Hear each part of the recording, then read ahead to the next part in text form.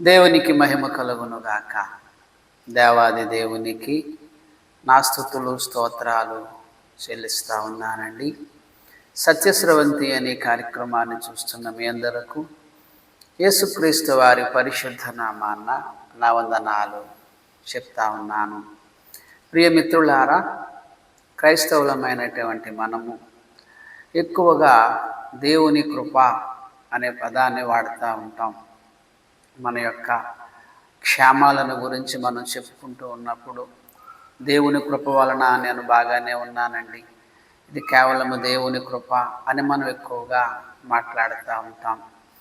Bible కూడా దేవుని కృపను గురించి ఎక్కువగా మాట్లాడింది. డాక్ట్రిన్ ఆఫ్ గ్రేస్ బైబిల్లో ఎక్కువ ఇన్ఫర్మేషనే ఉంది. ముఖ్యముగా మానవులమైన మనకు అత్యవసరంగా కావలసినది రక్షణ. రక్షణ అంటే అర్థము మన పాపములు క్షమించబడి మనము పవిత్రముగా బ్రతికి ఆ పరలోకం చేరుకోవటమే రక్షణ అని మనం చెప్పుకోవచ్చు. ఈ రక్షణ మనకు ఎలా లభిస్తుంది అంటే దేవుని కృప వలన ఈ రక్షణ మనకు లభిస్తుంది అని వాక్యం చెప్తా ఉంది. ఒకసారి రోమీలకు వ్రాసిన పత్రిక 3వ అధ్యాయము 24 మనం చూస్తే, కాబట్టి నమ్మువారు ఆయన కృపచేతనే క్రీస్తు యేసునందలి విమోచనము ద్వారా ఉచితముగా నీతిమంతులమని తీర్చబడుచున్నారు. కేవలము ఆయన కృపచేతనే అని అంటూ ఉచితముగా నీతిమంతులముగా మనం తీర్చబడుతున్నాము అని ఉంది అక్కడ.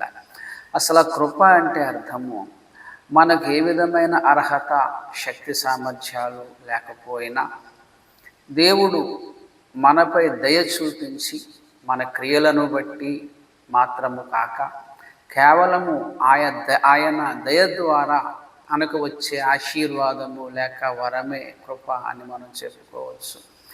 దేవుని కృప అని మనం వాడుతున్నామంటే అర్థము అక్కడ మనకు ఏ విధమైన అర్హత లేదని, మన శక్తి సామర్థ్యాలు ఏమీ లేవని విషయాన్ని మనం అర్థం చేసుకోవాలి.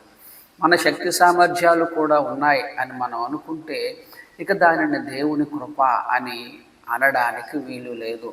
ఒక్కసారి ఎఫెసీలకు వ్రాసిన పత్రిక 2వ అధ్యాయము 8వ వచనము. ఎఫెసీలకు వ్రాసిన పత్రిక 2:8, మీరు విశ్వసించిన వారై కృపచేత రక్షింపబడి ఉన్నారు. మన రక్షణ కృప ద్వారా కలిగినది. అలాగే ఇది మీ వలన కలిగినది కాదు అనంటూ అది దేవుని వరమే, అది క్రియల వలన కలిగినది కాదు గనుక ఎవడును అతిశయ వీలు పడలేదు. ఒక వాస్తవాన్ని వాక్యము ఖచ్చితముగా చెప్పింది. వాక్యము వాస్తవమే చెప్తుంది. నీ వాక్యమే సత్యము అని మన వాక్యంలో చూస్తూ ఉన్నాను. బైబిల్లో చెప్పబడిన విషయమే మన జీవితములలో జరుగుతుంది. ఈరోజు మనం రక్షించబడ్డామంటే కారణం అందులో మన గొప్పతనం ఏమీ లేదు. అది కేవలము దేవుని కృపే. అది మీ వలన కలిగినది కాదు.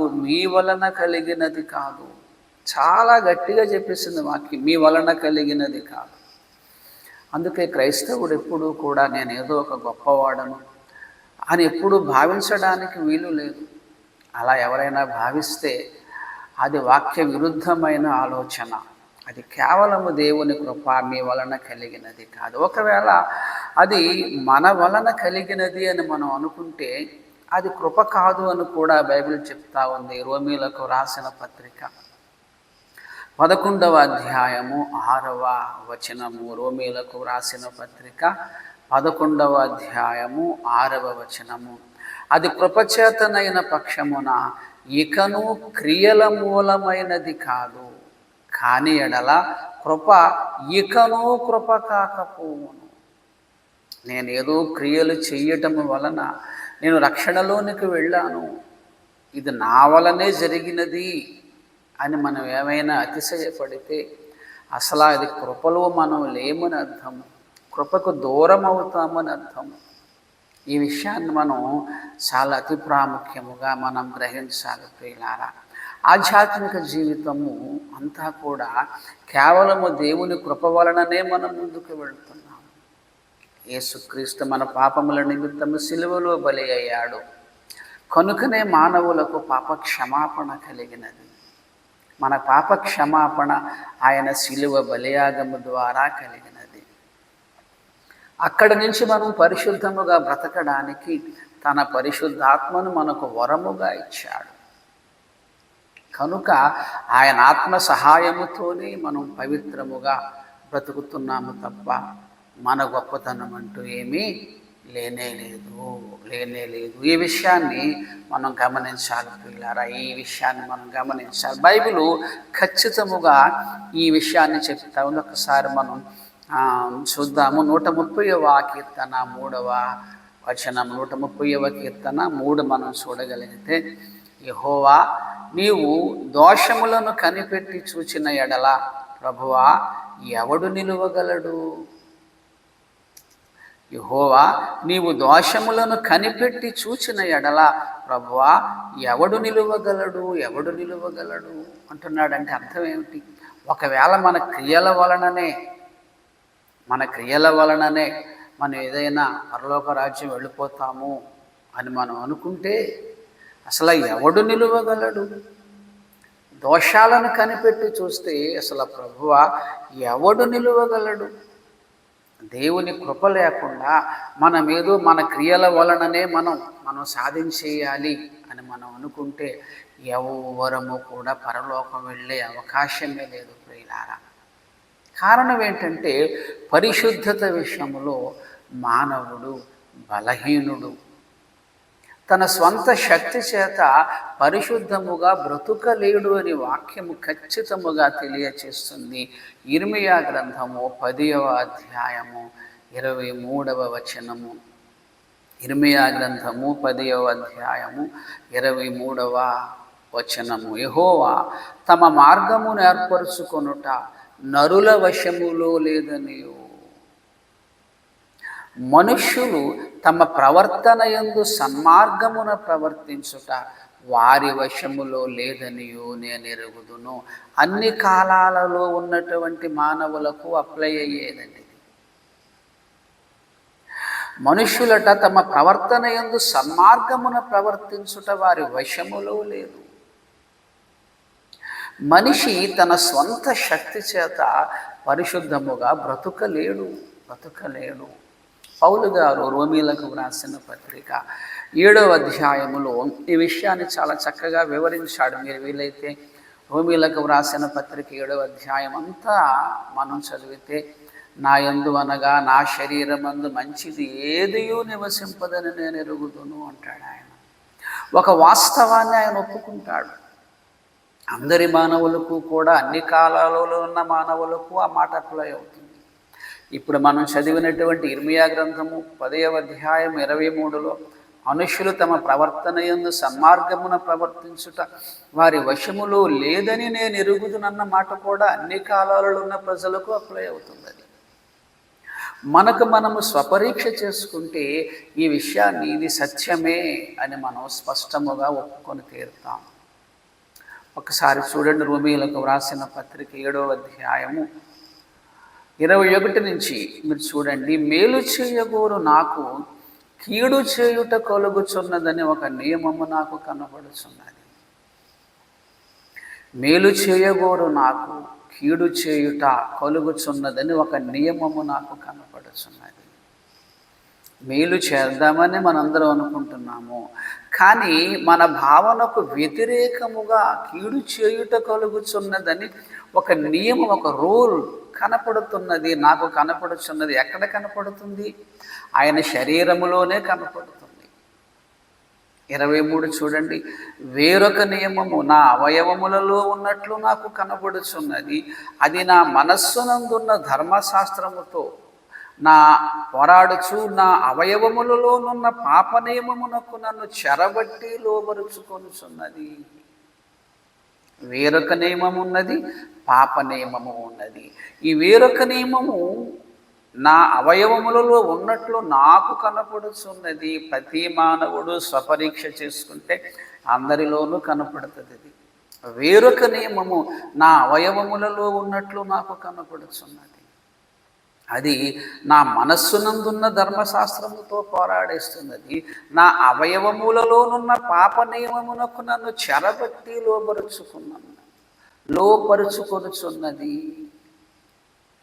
అంటే మంచి చేద్దామని నేను అనుకుంటున్నాను, పరిశుద్ధంగా బ్రతకాలని నేను అనుకుంటున్నాను, కానీ అలా బ్రతకలేకపోతున్నాను. కారణం ఏంటంటే వేరొక నియమము నా అవయవములలో ఉన్నది. వేరొక నియమము నా అవయవములలో ఉన్నది. పాప నియమము నా శరీరములో ఉన్నది. ఈ వేరొక నియమము ఏం చేస్తుందంటే దేవుని ఆజ్ఞలను అతిక్రమించేటట్టు చేసి పాప నియమానికి నన్ను లోబరి చేసుకుంటుంది, చెరబట్టి లోబరుచుకుంటున్నది. అంటే నాలోనున్న పాప నియమము వేరొక నియమము నాకన్నా గొప్పవి.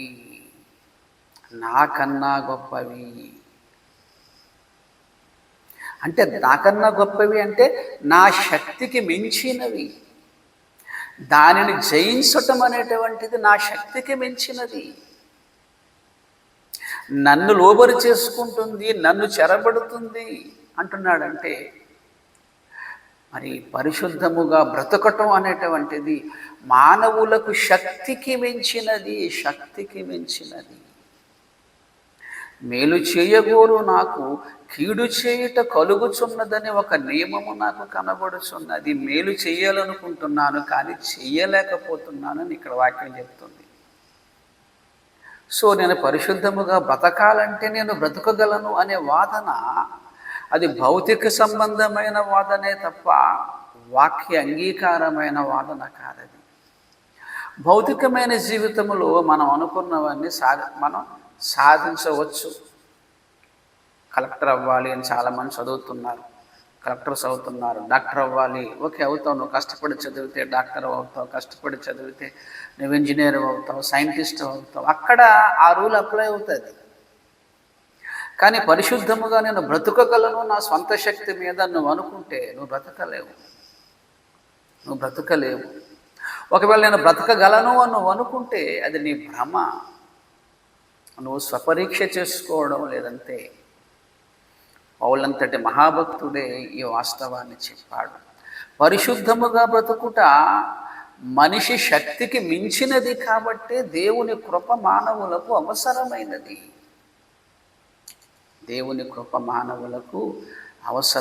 మన శక్తి మీద మనం బ్రతికేయగలము అని మనం అనుకుంటే ఇంకా దేవుని కృపతో పనే ఉందండి. అసలు ఆ మనిషి తన సొంత శక్తి చేత పాపమును జయించగలడా? అలా అయితే యేసు భూమి మీదకి రావటం ఎందుకు? ఆయన సిలువలో బలియాగం అవ్వటం ఎందుకు? మనకు పరిశుద్ధాత్మను వరముగా ఇవ్వటం ఎందుకు? ఈ విషయాన్ని ఆలోచించాలి ప్రియులారా. పరిశుద్ధముగా బ్రతకాలనే ఒక గమ్యాన్ని మనం కలిగి ఉన్నాము. పరలోకం చేరుకోవాలనే ఒక గమ్యాన్ని మనం కలిగి ఉన్నాము. మొట్టమొదటిగా అక్కడికి చేరుకోవడానికి అది మన శక్తికి మించినది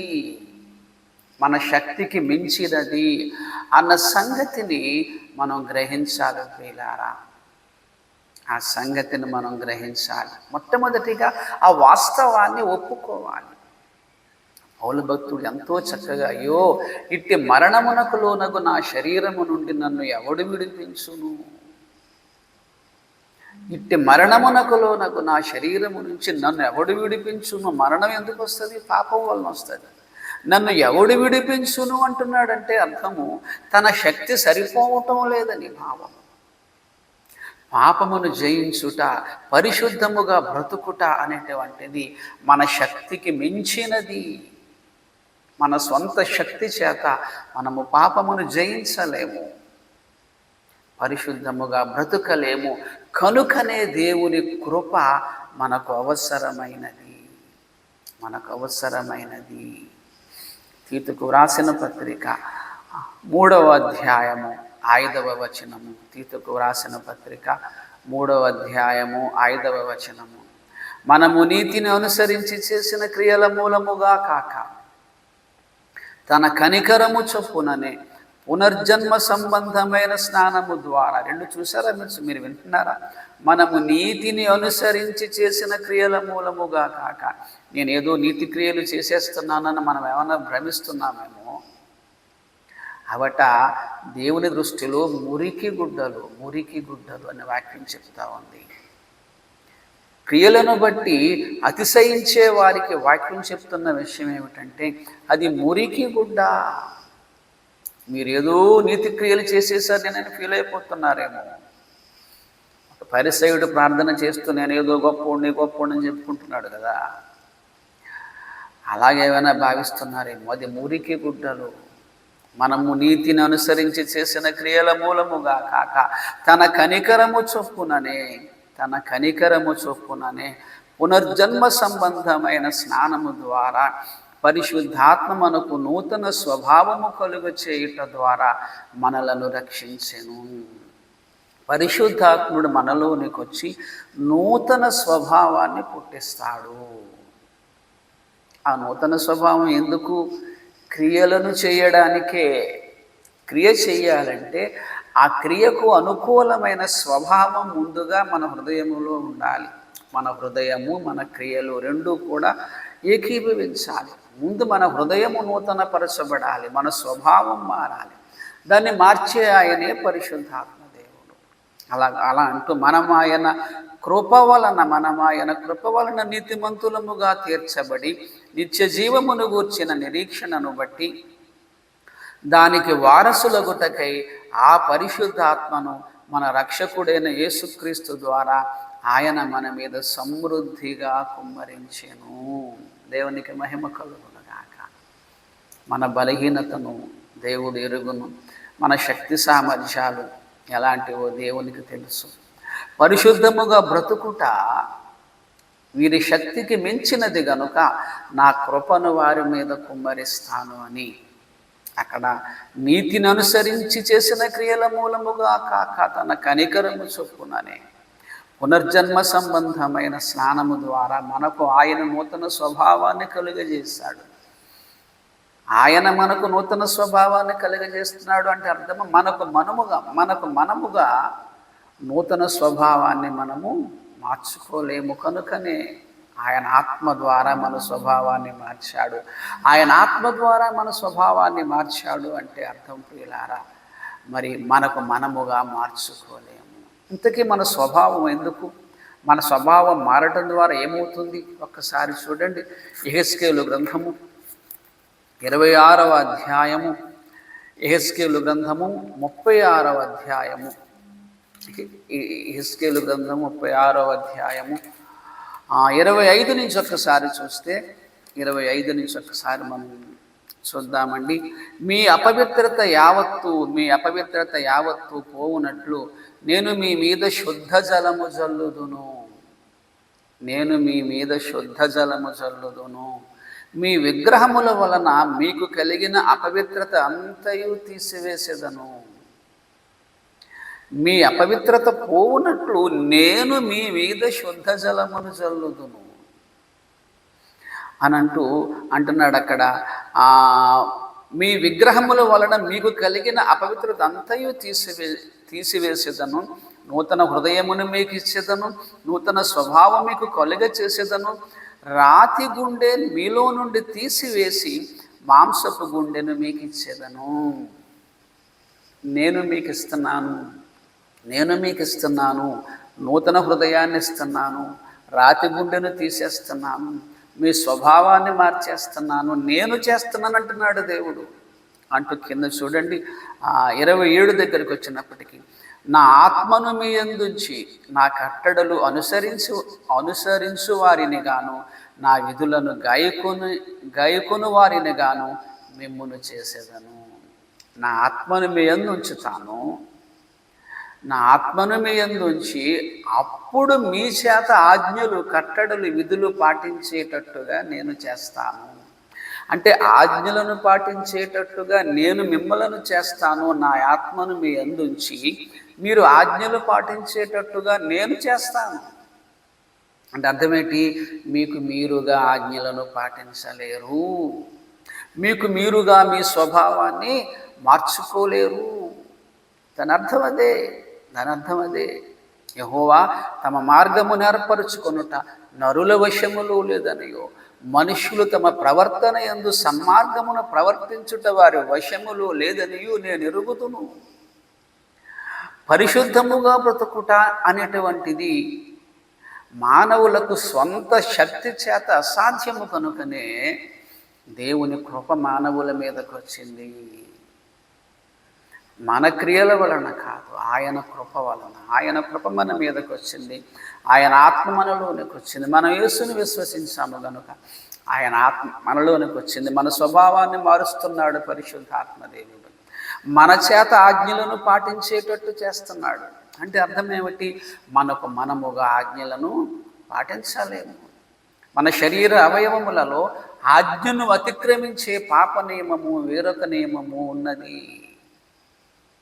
అది ఆజ్ఞలను అతిక్రమించేటట్టు చేస్తుంది.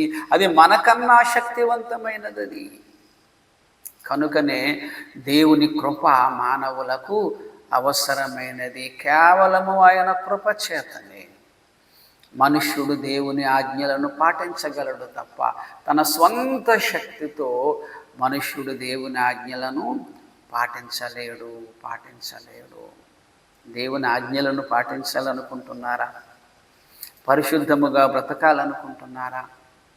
పరలోకం చేరుకోవాలనుకుంటున్నారా? సోదరి సోదరీమణులారా, ఖచ్చితముగా మనకు కావలసినది దేవుని కృప. దేవుని కృప ఎందుకు మనకు అవసరమైందంటే మన శక్తి సామర్థ్యాలకు మరి మించినదిగా కనపడుతుంది పరిశుద్ధముగా బ్రతకటం. మనం కూడా ఆలోచించాలి కదా.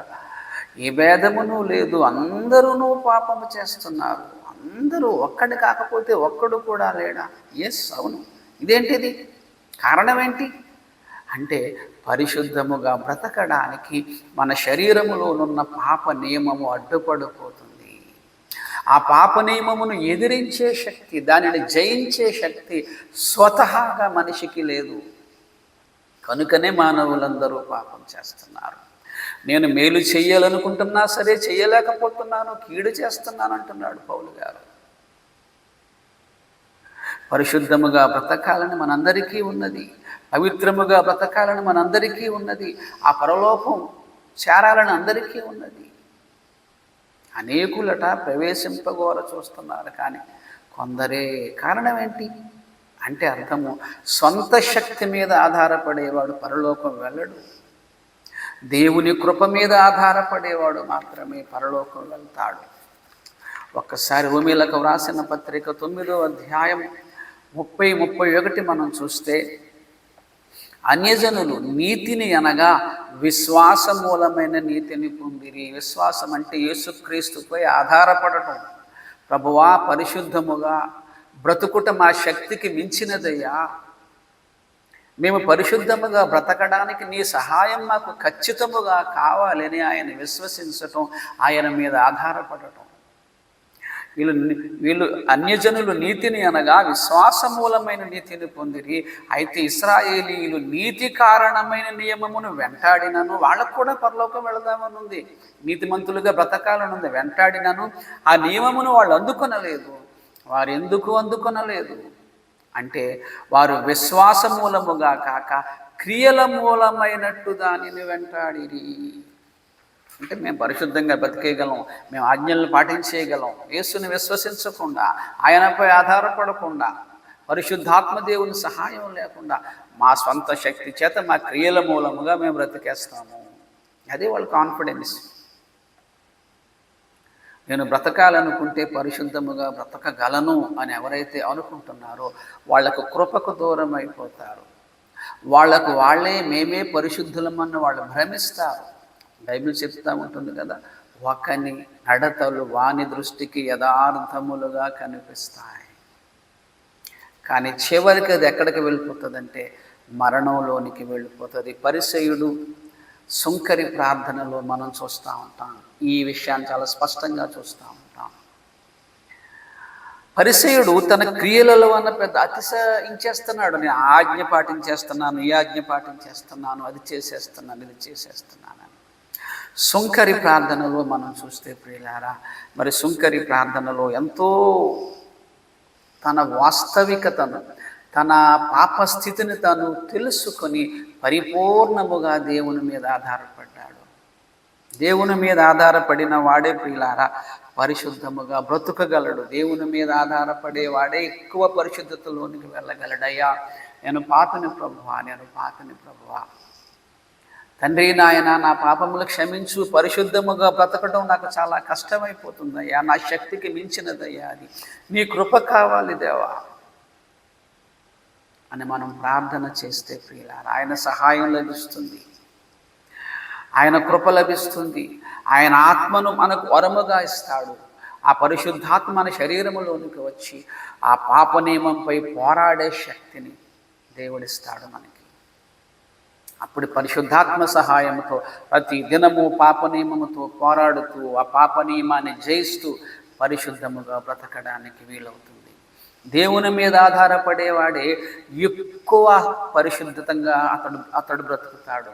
నాకు నేనుగా బ్రతకగలను అనుకునేవాడు పరిశుద్ధముగా బ్రతకలేడు. కానీ నేను పరిశుద్ధుడును అనే భ్రమలో ఉంటాడు. అతడు భ్రమలో ఉంటాడంతే.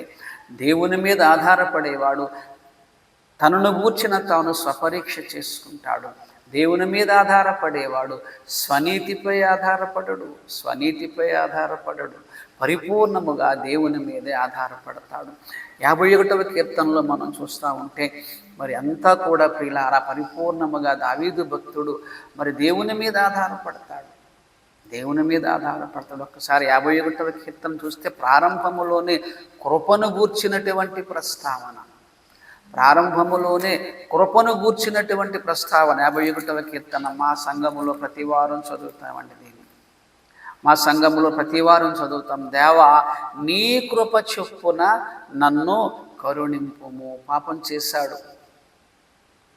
నాతాను ప్రవక్త ఖండించిన తరువాత, తన పాపాన్ని ఒప్పుకున్న తరువాత ఇక నుంచి నేను చెయ్యను, నా సొంత శక్తి చేత నేను పరిశుద్ధంగా బ్రతకగలను అని అంటలేదు ఆయన. ప్రభువా నీ కృప నాపై చూపించు, నీ కృప చెప్పున నన్ను కరుణించమంటూ నా అతిక్రమములు నాకు తెలిసే ఉన్నవి. ఆత్మపూర్ణుడైనటువంటి దావీదు మరి వ్రాస్తున్నటువంటి కీర్తన. ఎవరైతే పరిశుద్ధాత్మను కలిగి ఉంటారో ఆ పరిశుద్ధాత్మ వెలుగులో తన పాపస్థితిని తాను తెలుసుకుంటాడు. ఇప్పుడు దేవునితో సహవాసం చేసిన వాడు దేవుని యొక్క పరిశుద్ధతను తెలుసుకుంటాడు, తన యొక్క పాపస్థితిని తెలుసుకుంటాడు. రెండూ కనపడతాయి. దేవునితో సహవాసం చేసే వారికి దేవుని యొక్క పరిశుద్ధత 100% పరిశుద్ధుడు. నేను ఘోరమైన పాపిని, పరిశుద్ధముగా బ్రతుకుట నా శక్తికి మించినది, ఈ విషయాన్ని తెలుసుకుంటాడు. నా పాపము పోవునట్లు నన్ను పవిత్రపరచుము. దేవుని మీద ఆధారపడుతున్నాడు. మీరు ఈ అధ్యాయం అంతా చూడండి. ఈ పాపానికి గల కారణం చెప్తున్నాడు. నేను పాపములో పుట్టినవాడను, పాపములోనే నా తల్లి నన్ను గర్భమున ధరించినది. మూల కారణానికి వెళుతున్నాడు. అంటే నాలోనున్న పాప నియమము నన్ను ఈ పాపం చేసేటట్టు చేసేసింది. దావీదు భక్తుడు ధర్మశాస్త్రమును ఎరిగినటువంటి వాడే. తను చేస్తున్న పాపం భయంకరమైనదన్న సంగతి అతనికి తెలుసు థియరిటికల్గా. కానీ పాప నియమము, అతనిలోనున్న పాప నియమము ఆ పాపాన్ని చేసేటట్టు చేసేసింది. కనుకంటున్నాడు అక్కడ, పరిపూర్ణముగా హిస్సోపుతో నా పాపమును పరిహరింపుము, హిమము కంటే నేను తెల్లగా ఉండనట్లు నీవు నన్ను కడుగుము. దేవుని మీద ఆధారపడిపోతున్నాడు అంతే ఇక్కడ. నీవు నన్ను కడుగుము. అలాగే కిందకు వస్తున్నప్పటికీ నా దోషములన్నింటినీ తుడిచివేయము. దేవా నా యందు శుద్ధ హృదయము కలుగ చేయుము. నువ్వు కలుగ చేయి నాలో శుద్ధ హృదయము. అంటే అర్థం ఏంటి? నాకు నేనుగా కలుగు చేసుకోలేను. అలాగే ఇంకా కిందకు వస్తే నా అంతరంగములో స్థిరమైన మనస్సును నూతనముగా పుట్టించుము. నీ సన్నిధిలో నుండి నన్ను త్రోసివేయకము, నీ పరిశుద్ధాత్మను నా యొద్ద నుండి తీసివేయకము. 51వ కీర్తన అంతా చూడండి. నీ పరిశుద్ధాత్మను నా యొద్ద నుంచి తీసివేయకము, నన్ను పవిత్రపరచుము, నీ ఆత్మను నాలో ఉంచి నన్ను పవిత్రపరచు. నా పవిత్రత కేవలము నీ కృప మీదేనయ్యా. నా శక్తి సామర్థ్యాలతో నేను పరిశుద్ధముగా బ్రతకలేనయ్యా. నీ ఆత్మను నా యందు ఉంచవయ్యా. నీ ఆజ్ఞలను పాటించేటట్టుగా నన్ను చేయవయ్యా. పరిశుద్ధముగా బ్రతకాలి అనే ఆశ కలిగిన ప్రతి ఒక్కరూ కూడా ఈ సూత్రాన్ని పాటించాలి. నెంబర్ 1, పరిశుద్ధత మన శక్తికి మించినది. పరిశుద్ధముగా బ్రతకడం, నేను పరిశుద్ధముగా బ్రతకాలని అనుకుంటే పరిశుద్ధముగా నేను బ్రతకగలను అనే భావన రానివ్వకండి. అది ప్రమాదకరమైన పోకడది. అది పైకి ఒక మంచి బోధలాగా మనకు అనిపిస్తుంది, కానీ అది ప్రమాదకరమైనది. అది దేవుని కృప నుంచి దూరం చేసేది. సామెతల గ్రంథము ఒక్కసారి చూడండి, 3వ అధ్యాయం 5, 6 వచనాలు మనం చూస్తే, నీ స్వబుద్ధిని ఆధారం చేసుకొనక. నువ్వు పరిశుద్ధముగా బ్రతకడానికి వాక్యం ఏం చెప్తుందో, మనం వాక్యము కన్నా గొప్పవాళ్ళమండి. మన ఆలోచనలు, మన నీతి వాక్యము కన్నా గొప్పవాడిని. స్వబుద్ధిని ఆధారము చేసుకొనక నీ పూర్ణ హృదయముతో యెహోవా యందు నమ్మిక ఉంచుము. నీ ప్రవర్తన అంతటి యందు ఆయన అధికారమునకు ఒప్పుకొనుము.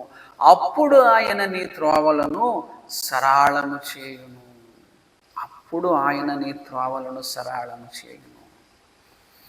ఈ స్వబుద్ధిని పక్కన పెడదాం. మన శక్తి మీద మనం ఆధారపడవద్దు. అసలు మన శక్తి చాలదు పరిశుద్ధముగా బ్రతకడానికి. దేవుని మీద మనం ఆధారపడితే అప్పుడు ఆయన మన త్రోవలను సరళం చేస్తాడు. దావీదు భక్తుడు 51వ కీర్తనలో అది చేసిన ఆ ప్రార్థన ప్రతి క్రైస్తవుడు చేయాలి. ప్రియులారా, ఆత్మ సహాయముతోనే మనం పవిత్రముగా బ్రతకగలము. శక్తి చేతనైనను బలము చేతనైనను కాక నా ఆత్మ చేతన ఇది జరుగునని సైన్యములకు అధిపతి యెహోవా సెలవిచ్చెను. జకరియా 4:6. అంటే అర్థం ఏంటి? ఇది అన్ని విషయాలకు అప్లై అవుతుందండి. పరిశుద్ధముగా బ్రతకడానికి కూడా ఈ వచనం అప్లై అవుతుంది. నీ శక్తి చేత నువ్వు పరిశుద్ధంగా బ్రతకలేవు. నీ బలము చేత నువ్వు పరిశుద్ధంగా బ్రతకలేవు. నా కృప నీకు అవసరము, నా ఆత్మ నీకు అవసరము. ధర్మశాస్త్రానికి కృపకి తేడా ఏంటో తెలుసా? ధర్మశాస్త్రము ఈ ఆజ్ఞను పాటించకపోతే నిన్ను శిక్షిస్తాను అంటది. కృప ఏమంటదో తెలుసా? ఈ ఆజ్ఞలను పాటించేటట్టుగా నేను చేసి నిన్ను రక్షిస్తాను అంటది. రెండింటికి తేడా గమనించారా? ధర్మశాస్త్రం ఏమంటది? ఆజ్ఞను పాటించకపోతే శిక్షిస్తాను అంటది. మరి కృప ఏమంటది? ఆజ్ఞలు పాటించకపోయినా పర్వాలేదు, నీకు పరలోకం ఇచ్చేస్తానని అలా అందు. ఆజ్ఞలు పాటించేటట్టుగా నేను చేస్తాను అంటది. దేవుని కృప మనలను పరిశుద్ధపరిచేదేనండి. దేవుని కృప మనలను పరిశుద్ధపరిచేదే సుమా. తీతుకు వ్రాసిన పత్రిక 2:11 మనం చూస్తే, ఎలయనగా సమస్త మనుషులకు రక్షణకరమైన దేవుని కృప ప్రత్యక్షమై మనము భక్తిహీనతను ఇహలోక సంబంధమైన పురాశలను విసర్జించి శుభప్రదమైన నిరీక్షణ నిమిత్తము, అనగా మహాదేవుడును మన రక్షకుడైన యేసుక్రీస్తు మహిమ యొక్క ప్రత్యక్షత నిమిత్తము ఎదురు చూచుచు ఈ లోకములో స్వస్థ బుద్ధితోనూ నీతితోనూ భక్తితోనూ బ్రతుకుచుండవలనని మనకు బోధించుతున్నది దేవుని కృప. మనం ఏ విషయములో బలహీనులమైతే ఆ విషయములో బలపరుస్తుంది సుమా. దేవుని కృప ఉంది కనుక పాపం చేసినా పర్లేదు అని కాదు సుమా, చాలా తప్పది. చాలామంది మిస్అండర్స్టాండింగ్ చేసుకున్నారు. అది కూడా బైబిల్లో ఉంటుంది. కృపను కామాతురత కొరకు దుర్వినియోగపరుచుకోవచ్చు. కొంతమంది క్రైస్తవుల యొక్క ఉద్దేశం ఏంటంటే పాపం చేసినా పర్వాలేదు, దేవుని కృప ఉంది కదా మనకి అని అంటూ ఉంటారు. చాలా తప్పు. దేవుని కృప మనలను పరిశుద్ధపరిచేది. దేవుని కృప పాపమును ప్రోత్సహించేది కాదు. రోమీయులకు వ్రాసిన పత్రిక 6వ అధ్యాయంలో 5వ అధ్యాయం చివరికి వచ్చినప్పుడు అక్కడ ఏమనంటాడంటే, పాపం ఎక్కడ విస్తరించానో అక్కడ కృప అపరిమితముగా విస్తరించను అంటాడు. రోమీయులకు వ్రాసిన పత్రిక 5వ అధ్యాయం చివరికి వచ్చినప్పటికీ అర్థం ఏంటి?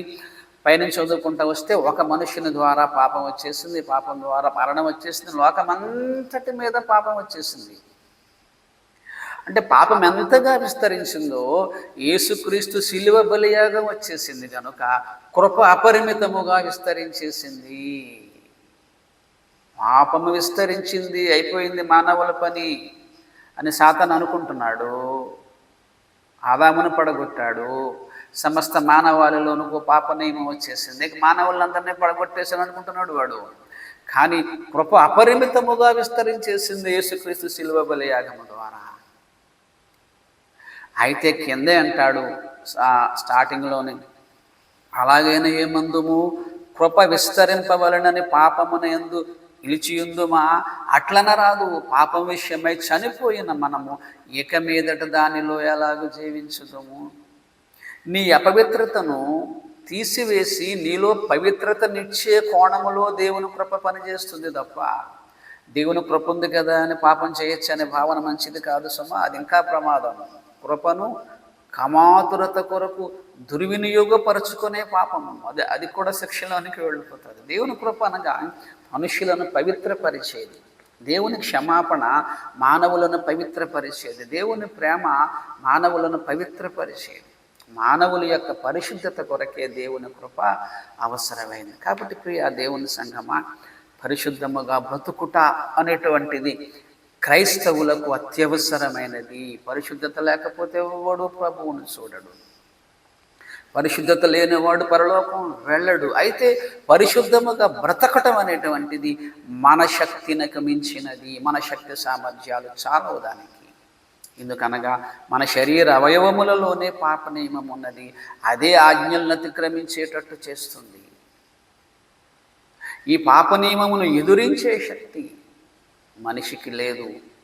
ఎందుకంటే నన్ను చెరబట్టి లోబరుచుకొనుచున్నదని పౌలు భక్తుడు అంటున్నాడు. కనుక మనకు దేవుని కృప అవసరమైనది.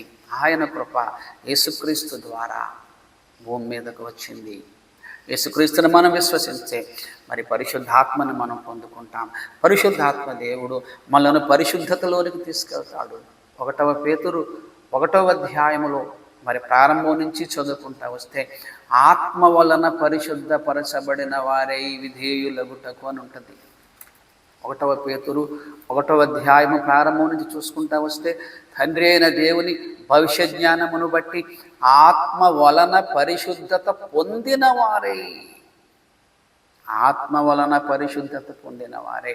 మన పరిశుద్ధత మన సొంత శక్తి వలన రాదు, ఆయన కృప వలన, ఆయన ఆత్మ వలన మనకు లభిస్తుంది. కాబట్టి ప్రియులారా, మన పాపస్థితిని సుంకరి చేసిన ప్రార్థన, మన పాపస్థితిని మనం ఒప్పుకుంటే ఆయన కృప మీద, ప్రభువా నేను పాపినయ్యా, నన్ను పరిశుద్ధపరచు, నన్ను పరిశుద్ధపరచు, మిమ్మును పరిశుద్ధపరచు యెహోవాను నేనే అంటున్నాడు.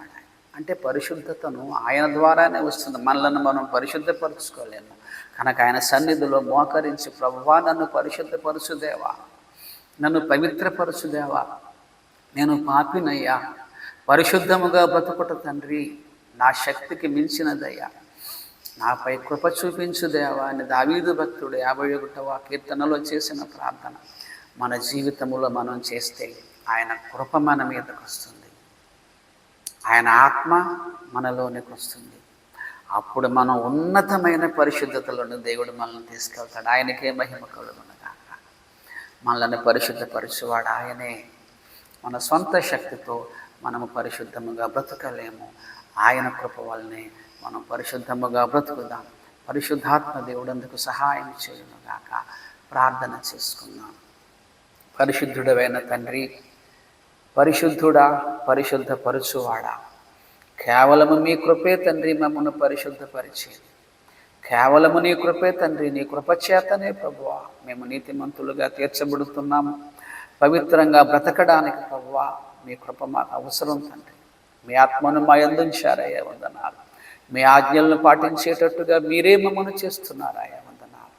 ప్రతి దినము తండ్రి పరిశుద్ధతలో మేము ఎదుగుతూ పరిశుద్ధతలో ప్రభు ఒక ఉన్నతమైన స్థానంలోనికి మమ్మల్ని మీరే తీసుకెళ్ళగలరు. మీ మీద ఆధారపడుతూ ఉన్నాము తండ్రి. మా యొక్క ఈ పరిశుద్ధ జీవితంలో మీ కృపను, మీ ఆత్మను తండ్రి ఎల్లప్పుడూ మాలో ఉంచి మమ్మను ఆ పరలోకానికి తీసుకువెళ్ళమని యేసు వారి పేరిటి ప్రార్థన అడిగి వేడుకొనుచున్నాము తండ్రి. ఆమేన్. తండ్రి అయిన దేవుని ప్రేమయు, కుమారుడైన యేసుక్రీస్తు వారి కృపయు, పరిశుద్ధాత్మ దేవుని అన్యోన్య సహవాసం ఇప్పుడు ఎల్లప్పుడూ సదాకాలం మనందరిపై తోడై ఉండునుగాక. ఆమేన్. వందనాలండి.